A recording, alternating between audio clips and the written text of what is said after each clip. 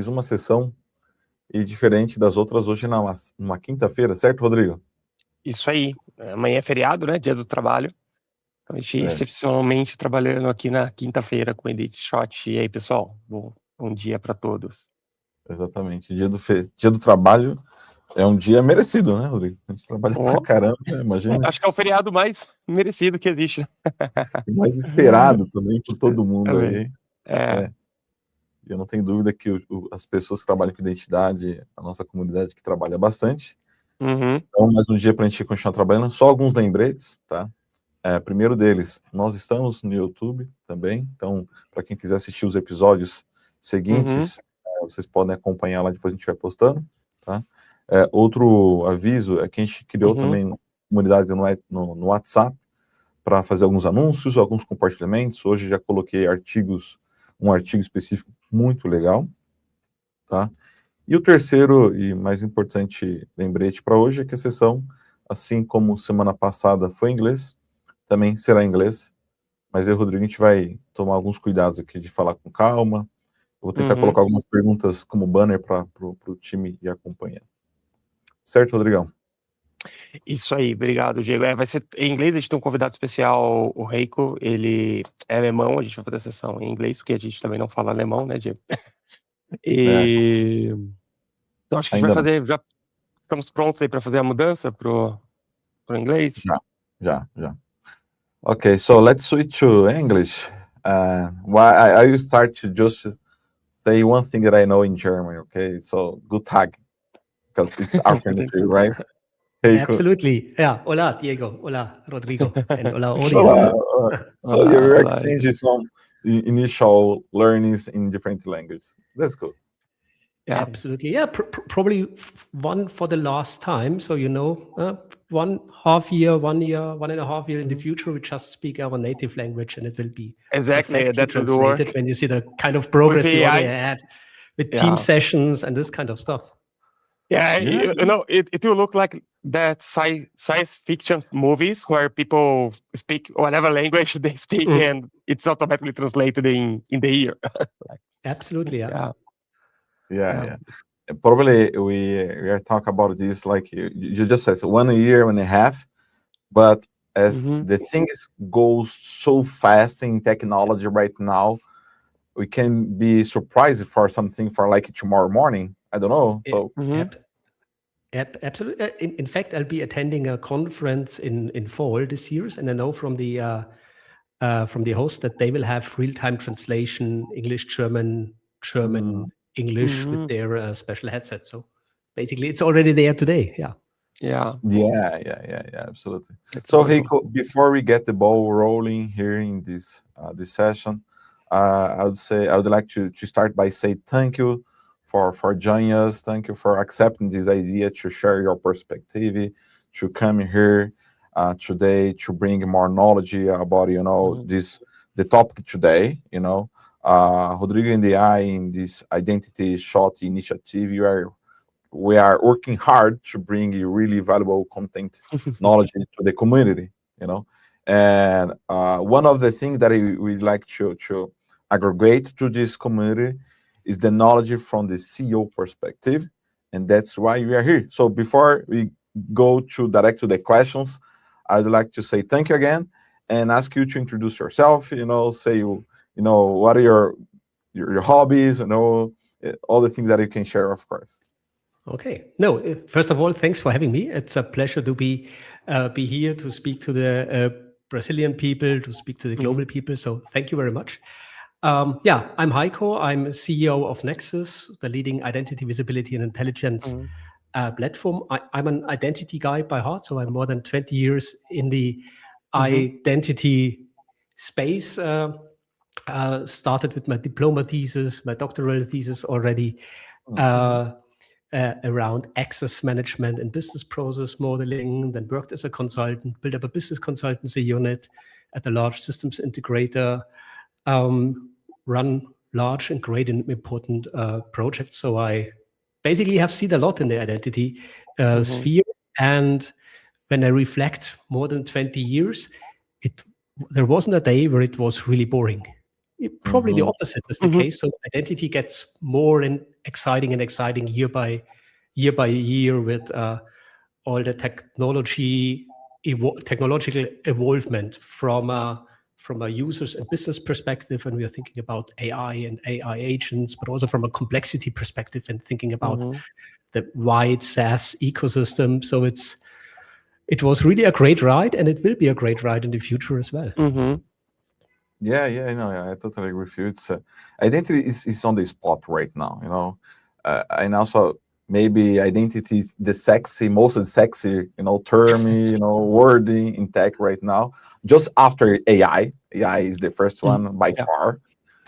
But yeah, before you go through the questions again, I'd like to say, ask actually Rodrigo to ask you a question about soccer, because we saw a match. Not soccer, match football.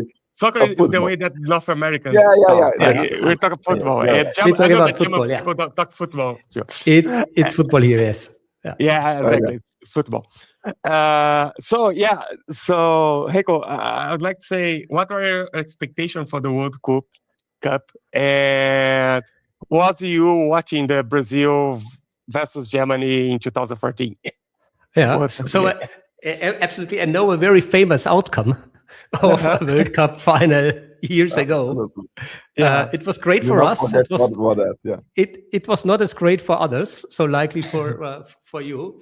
So I'm super excited. So normally it's best weather in Germany at this point in time. So you have public viewing. So sitting outside in a beer garden in a public place, it's warm. You enjoy watching football with friends. Hopefully Germany will make it as far as possible. So fingers crossed. But I'm also remember very, very well the famous final between our both nations. I watched it at a friend's home, and when the game was over, it was based. I was based in Munich back at this time already. We went to the big Leopoldstraße. That's the kind of street where the big party is after the big matches are won, and it was really incredible. So it's something you have to see. So I can just remember independent, recommend independent of who's finally winning. If you have a chance in your city to go to the Smile when you have won the World Cup, go to it. So that's something that's really, really cool to get in the atmosphere. I think in this sense, German people and Brazilian people, we are so similar because we like to get together to watch the games. Just like said, like go to the friend's house, watch it together. Like the World Cup here, it's kind of event. Like if that is a game, nobody works. Like everybody stay home to watch the Brazilian games or go to a bar. So So it will be hopefully a lot of fun with a lot of exciting moments. We will set up a kick-tip game within the company, so we can do place our bets before and figure out who's the best forecaster for the outcome, who will make the race. Yeah. So talking specific about it, to be together, that's connecting perfectly with my first question to you, Heiko. So you have been talking to, a lot of customers, leaders, C-levels that they are looking to, to improve the infrastructure, in identity infrastructure, identity, protection layers, identity strategy, So what is the one thing that, about the identity it's keeping them up at the night right now when you talk about identity from your perspective? Yeah, so it's for sure a multifaceted problem, and there are a couple of reasons. I think what has changed over the last decades, 2 decades, one decade, or the last years, is that there is a complete different awareness at management level and leadership position what cybersecurity or even identity and access management really means to a company. That it's not some boring IT stuff you have to do, but that's an fundamental precondition to run your business successfully, to run your business safe, and to protect yourself against cyber attacks, cyber criminals, and last but not least, to be compliant what law and regulations requires from you. So we've seen in the last couple of years a couple of regulations and laws coming out where you have personal liability as a manager, as a CEO, as a board member, when you have failed to implement state-of-the-art measures, state-of-the-art technology, kind of this stuff, which basically no one really cared about 10 years ago. So at least not from a personal liability perspective. So I think a lot of trends have came together in making the awareness far, far higher. And when you see the consequences of when those initiatives have failed, or when you have not managed to implement a proper cybersecurity strategy, to implement a proper identity and access management strategy, you might be attacked by a ransomware attack. Everything encrypted, and your business is out for a couple of days, for a week, for 2 weeks, for 3 weeks, and then you are bankrupt when you have really bad luck. Or when you think about agentic AI and agents that are built up now in a kind of Wild West flavor. So it's always like it was in the past, technology first. Technology is there first. Everyone tries it out, makes proof of concepts or even production installation. And then the concept of how to secure it, or the awareness, basically, how to secure and govern it, is often the aftermath.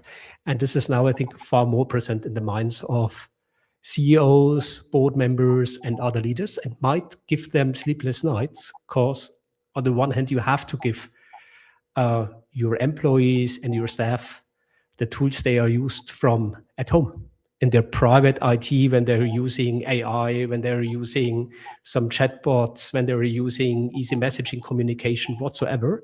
And when you have always the guardrails very, very high in an enterprise, you have kind of working with Feldmedieval technologies compared to what private users already have at home. And this distance between the different lives is, I think, challenging for everyone. Yeah. And do you think like this is the biggest reason why identity kind of had a shift between something that was mostly infrastructure managed? Like you say, like I started with a on-premise AD. So that was infrastructure business, and the Windows team took care of AD. And now we see identity and companies really investing, building identity teams, and even having identity directors, like VPs, that are responsible for this. So do you think this is the shift, like the regulatory compliance requirements that we're seeing today? On the one hand, yes. On the one hand, yes, for sure. On the other hand, as technology has evolved that much, when you think, for the example, on the on-prem AD, so this was also at my early times when I was a consultant. There, companies have been kind of separated. They had their perimeter. There was no access from outside allowed. Of internet access was still somehow delimited and filtered. You could just connect to their internal network with VPN connections and this kind of stuff. And with the whole trend to SaaS software in the cloud, the perimeter was open. You have now remote working, you have smartphones, you have SaaS services. So an Active Directory on-prem secured with firewalls like an on-prem software won't allow you to connect to all your software out, whether it's, let's say, in a marketing and sales stack, Salesforce and HubSpot, when it's in a creativity stack, the Adobe Cloud or Canva or others. You always need somehow to go outside to other parties. And as technology has evolved, the patterns on how to secure the identities that are completely mixed has to evolve too, and make it more important. So in former times, it was okay, put all employees in Active Directory and you're good. And now the complexity has risen tremendously. And also workforce has grown a little bit more together. So in the past, you have been either working for a company or not, more or less. So as a part of the internal workforce, or when you have been a contractor or a consultant as part of the external workforce, but you have always ended up in Active Directory. Now, when you think about the modern form of Active Directory, so Entra ID, You have the guest accounts and can bring tenants together. So it's a completely new game. Back in time, federation between Active Directories has been far more complex and cumbersome to set it up compared to what it is today. So technology has lowered the hurdles to integrate things, and with that, a lot of complexity has arisen to keep it safe and govern it in the right way. Yeah, you mentioned that we have like not an probably a new approach to deal with the identity stack right now, like Entry ID, which is cloud perspective instead to be on price. So Rodrigo and I, we are all the time discussing how this perspective, this shift it's happening, but one thing that we still seeing, is common mistakes. Doesn't matter if you're working on primes infrastructure or cloud infrastructure, some common mistakes still happens, and some, and the C-levels, the leaders, they still, struggling with these basic mistakes, So from your perspective, what is the most common mistakes that, was created, developed in on-premise that was migrated to cloud side, Most likely two, at least. So there might be a lot of more, and depending on perspective and the time of thinking, you will figure out more. I think the first and most important one is the prejudice that identity and access management is an IT topic. It isn't. It's an enterprise topic. It's for IT and it's for the business people. So if you do not manage to get the buy-in from your stakeholders on the business side, and it's not just the stakeholder, not the CFO who owns the budget, it's not just this person, it's basically every business department that owns somehow applications, probably operated by IT, and probably there is an IT, a member of the IT staff, the application owner. But at the end of the day, an application is to fulfill some business requirements, whether it's HR, whether it's finance, whether it's marketing, sales, research, whatsoever. And keeping it separated and say, okay, you're the guys that have the lock, take care about it. You're the guard that no one comes in.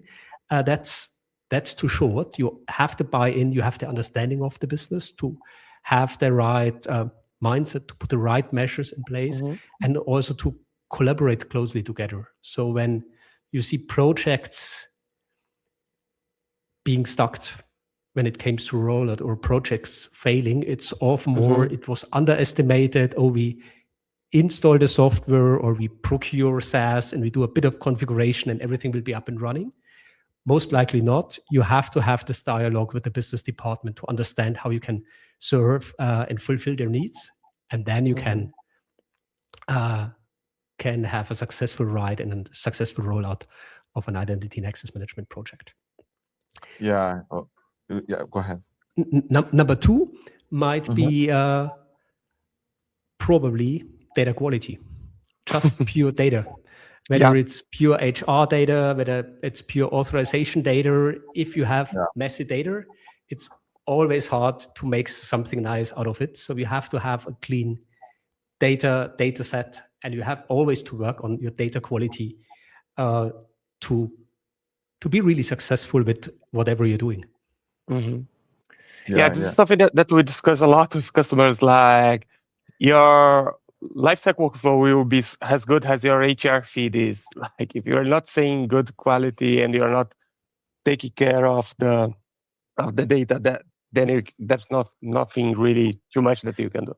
Yeah, and also, just one thing. Yeah, and also, most of the companies, they just ignore the fact that identity components, they generate a lot of signals that you can leverage the signals to understand their business. How the users access flow is going. How the new boarding process is going. How your lever process is going. So you mentioned that about the data quality. I totally agree with you. And when you are migrating like a technology on-premise to cloud, it's not just a tech migration. It's a mindset migration that you are applying to the technology stack that should follow the business mindset as well. And that migration comes with new data, new source of knowledge, new source of information, and you should leverage more this visibility to enhance the business, to impact better the business, right? So identity is not a techy infrastructure component, like you said. It's part of the core business right now. Absolutely, and you can take so much intelligence out of the data. So we have a strong focus on authorization governance. So everything that's about roles, policies, and this kind of stuff. And maybe a lot in the audience are kind of familiar with role mining, role optimization, role governance process. So having a proper naming, having an owner for a role, and then it's the kind of next step. So you have probably your joiner, mover, levers, okay-ish implemented, but what happens when a role owner moves department? So you have to find a new one at the right point in time to be responsible for this authorization. And Diego, when you refer to getting out the signals and making something out of the signals in intelligence, a good thing is the principle of least privilege, which basically say that everyone should have exactly this authorizations and entitlements that's used for his or her work and task, and not more. If you need more, you can probably request it. Yeah. And even when you have kind of an optimized role and role mining setup, there might be some informal separations of tasks within your department. So despite everyone is a finance consultant, a team of 10 or 15 people, they might have found a working model for themselves that the first 5 love the first 2 process steps, number 6 to 10 love the middle, and 11 to 15 loves to do the end. And informally, they have agreed, let's split it so up. I like this, you like this. And so everyone works together. From a manager perspective, you will say, okay, everyone has the same job title. One is basically allowed to do the same. But from a system signal perspective, and I know my example is a little bit too simplified, but I think the core message is transported. When you can get hold of the authorization usage, you can't then not only just do the pattern matching, similar employees in the same org unit have the same roles. You can say, okay, Diego is using different entitlements or roles than Rodrigo, despite they have the same job title and the same job function. Let's optimize it. So you have your optimized set and you have your optimized set, lowering the attack vector in case your account will be hacked or breached and something like that. And this is now quite easily possible. And we made it even further to think of, okay, there are situations where you are basically not using an application at all. Given on the data, and then I can kill the license. That's why we call the feature the license killer. And you can give a license back, because when you think about the industry, there are self-service request portals out there where you can ask for a new authorization, for new roles, for new application. But I've never heard there is a self-service removal portal out there. So just this kind of functionality in a big enterprise, I have something and I don't need it anymore. No one gives anything back, because having is better than needing, especially in large organization. So you kind of aggregate authorization, sticky notes, Sharpies, whatever you need, you aggregate it and collect it, because it's every time hard to get it in a larger enterprise. So if you have this kind of hygiene processes that enforce probably that you get rid of something, then it's very, very much appreciated from an IT security perspective. The only thing you have to have in place, proper request processes then as well. So when I remove something from someone, I should be able to give it back quite quickly in case the person needs it now. Really, then it shouldn't be a big act to do it. Yeah. So it does not disrupt the business. Absolutely. Heiko, that is one thing that I want you to explain to our audience. It's about something that is on your background, about identity visibility and intelligence. platform. This is a new area and one of the new buzzwords that we are seeing in the identity space. Can you let us know a little bit more? What is it and what's the vision behind it? Absolutely. Yeah, it's a kind of a brand new term, kind of coined last year within the analysts community. We are more than happy to be part of it. And basically, the majority of things, which is identity, visibility, and intelligence, is something we do for quite a long time. Now the baby has a name, which is, from my point of view, super helpful because it allows customers, IT managers to have a name for the category, which allows comparison of different products, of different technology easier, because you have a category where you find all of them. Basically what it is. So in enterprise IT, and especially in enterprise identity and access management, you have still a variety of IAM systems. And all of the systems are siloed.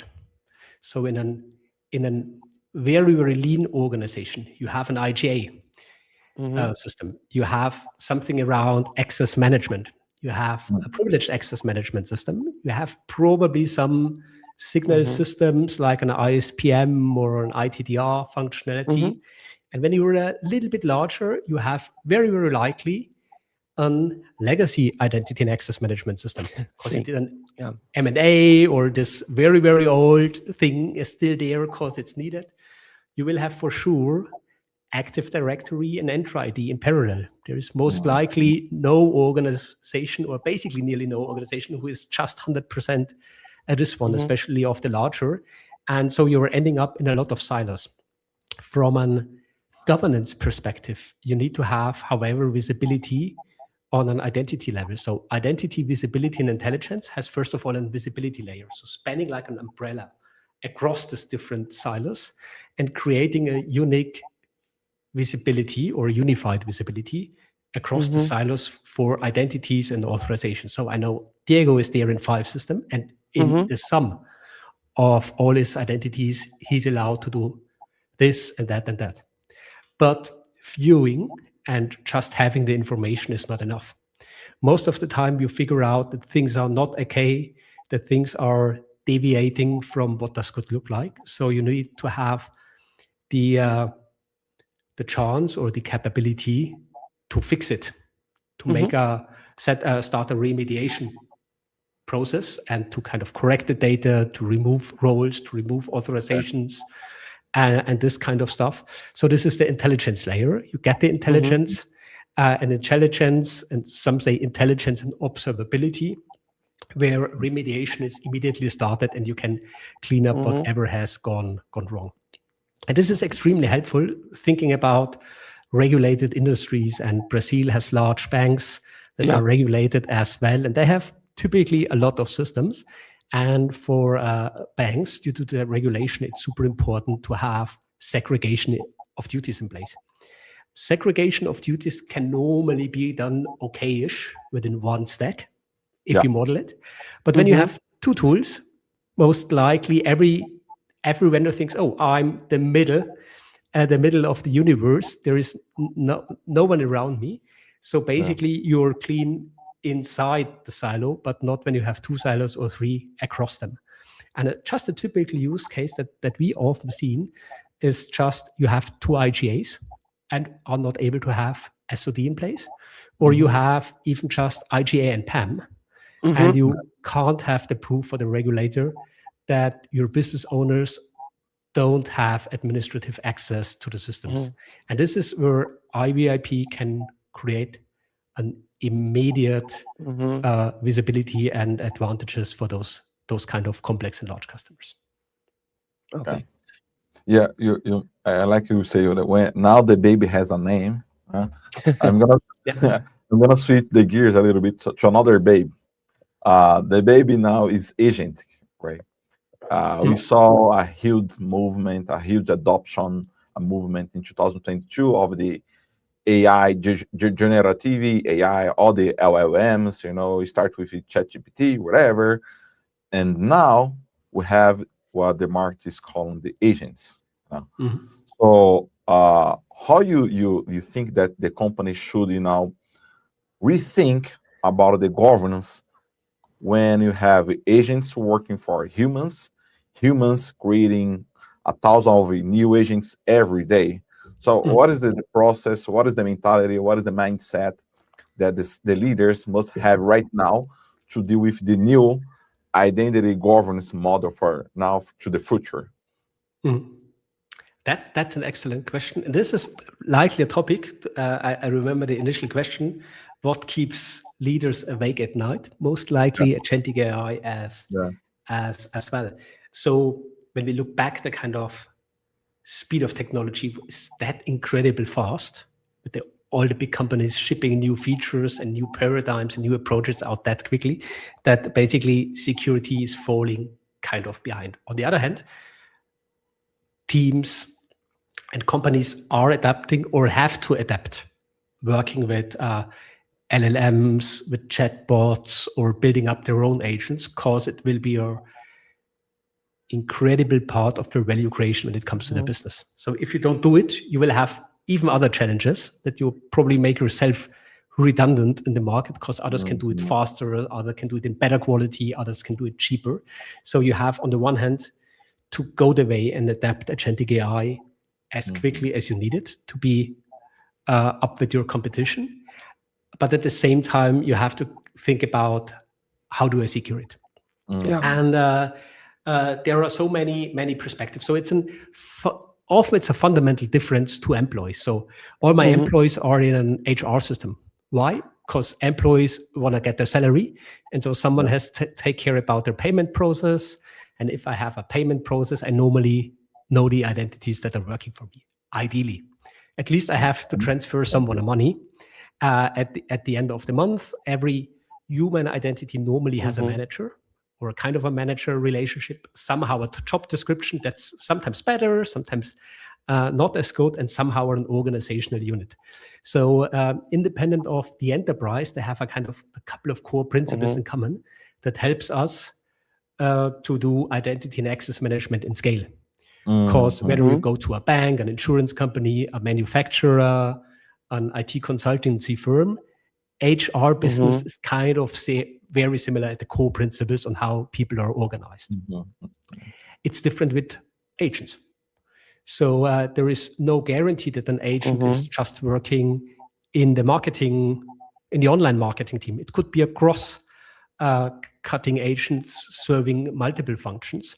And who's the business owner? And who is allowed to access what? And what is the agent allowed to access? So first of all, I recommend, and probably not only for agent, this goes for non-human identities such as service accounts as well, establishing proven proper governance principles. They won't probably solve everything, but you have to start at a certain point in time. And this is something where you can easily start. You have to think about ownership assignment, business owner, and probably a technical owner. So who's accountable for the agent, that it's maintained, updated, who does an access certification? So what is an agent allowed to actually do? Which information to create, which information to consume?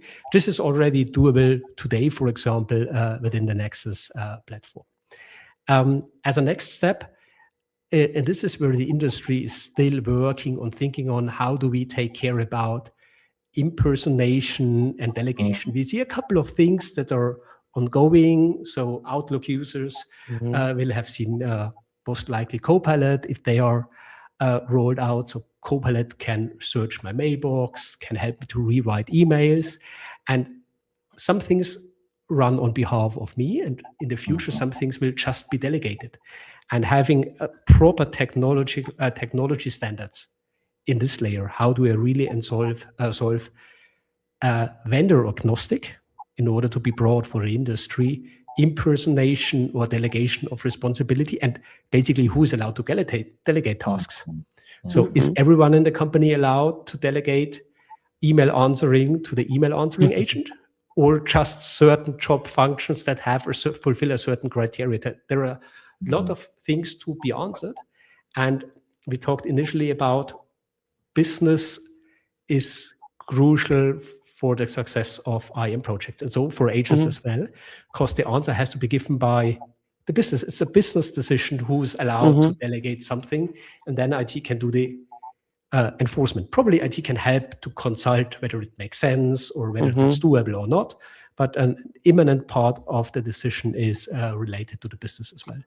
So now, to summarize, access reviews, ownership assignment, so the basic principle for agents is something you can today, creating visibility across all the agents you have, and then moving forward step by step, probably focusing in the first run on the long-living one, so not on the ephemeral, short-living ones that are spun up and shut down in a couple of seconds.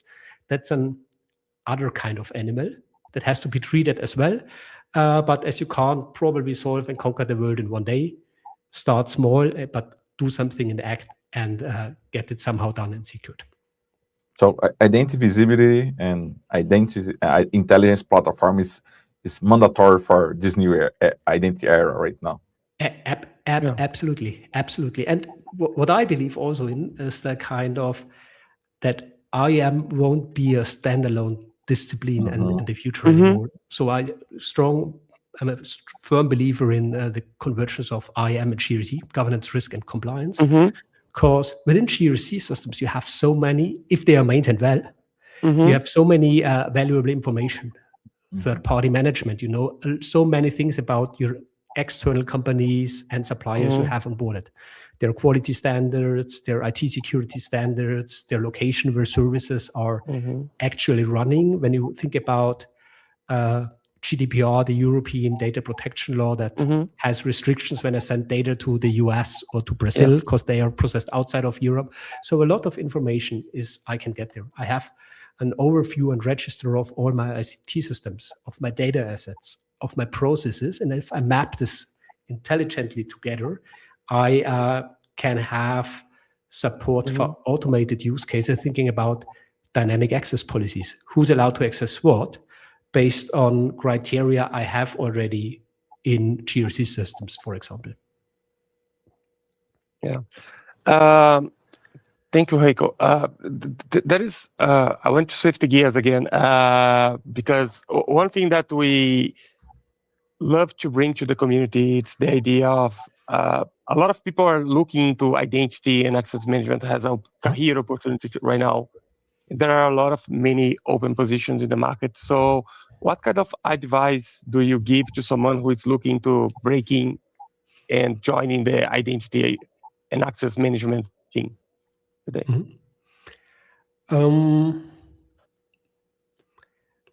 So first advice, do it.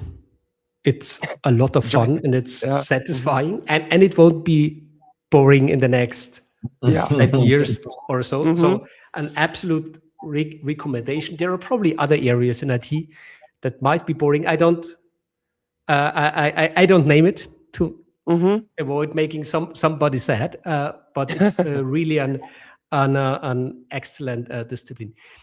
I would recommend, and this goes for all IT folks, most likely for all learners, be curious and try to keep apart. So if you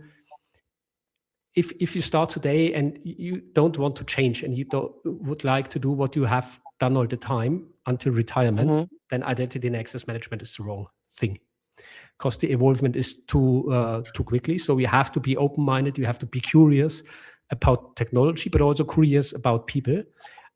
Trying to understand when you are on the IT side of identity and access management, to really understand the business side, working together with the business side, and building a relationship that's mutually beneficial. I had just 2 weeks or 3 weeks ago a webinar with the head of identity and access management from a German bank, and I invited him to the webinar because I have had him as a speaker at our customer conference involved.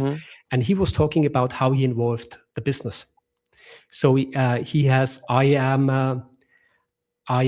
ambassadors in every department that are helping the department to understand what IAM is doing, that are kind of the bridgehead and linking back in order to have this kind of divide and conquer approach that he has that everyone has an easy access, that it's not for finance folks that they have to call the IM team, where probably there is a bit of a hurdle to reach out to them. They can just ask their colleague, how can I do it? Can you help me? And then they can make introduction. They even do an IM onboarding session for each new manager hired by the company, independent of IT or not. So every new manager will get an onboarding meeting, 1 hour or so, to get in touch with him and the IM team, and then they kind of repeat it regularly. So they are building up an relationship. They're building up a joint understanding, and I think this openness and curiosity on how IM can solve problems of the business.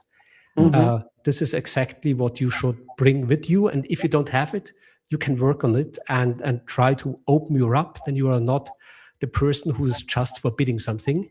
If you have the mindset, I want to enable my colleagues on the business side to do their job as good as possible for the good development of the company in a governed and secure manner, then you have a joint understanding and you can join together. And on the other hand, what's still an advice, try to have very broad and deep IT skills.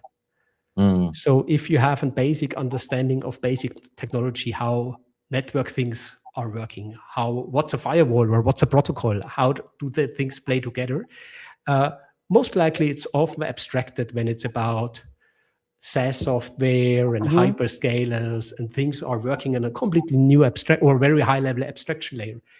But at the end, often the challenges are going to this very, very low level. So we have a closed port on a firewall. You have a certificate that's out, is not valid anymore, and kind of this simple thing where the renewal didn't work out in the night, just kind of is collapsing your whole IT.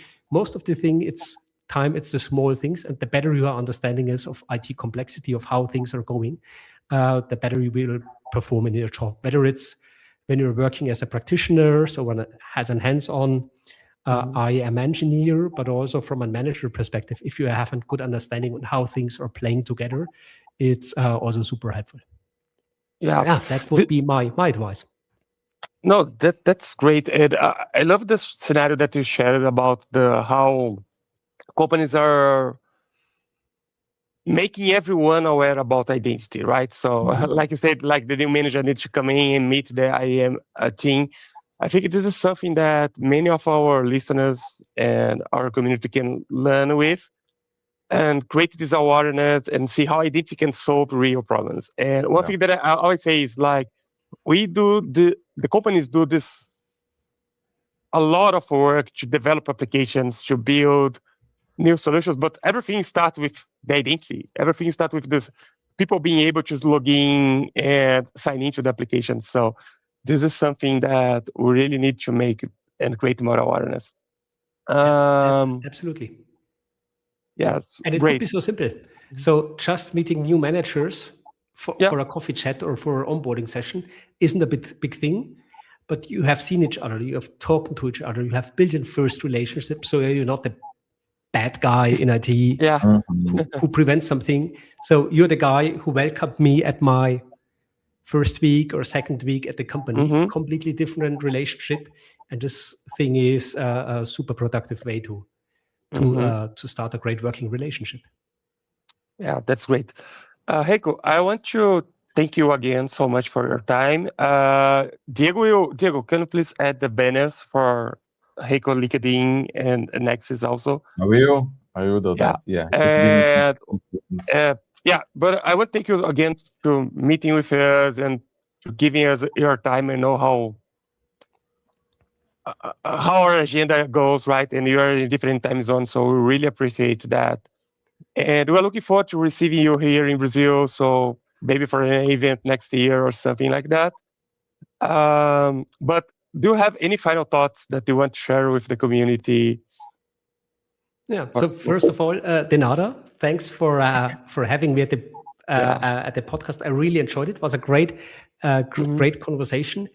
To the community, if you have any questions, feel free to reach out. I copied my link in the chat, but it's also in the banner send me a connect request, drop me a message if you want to deepen any discussion.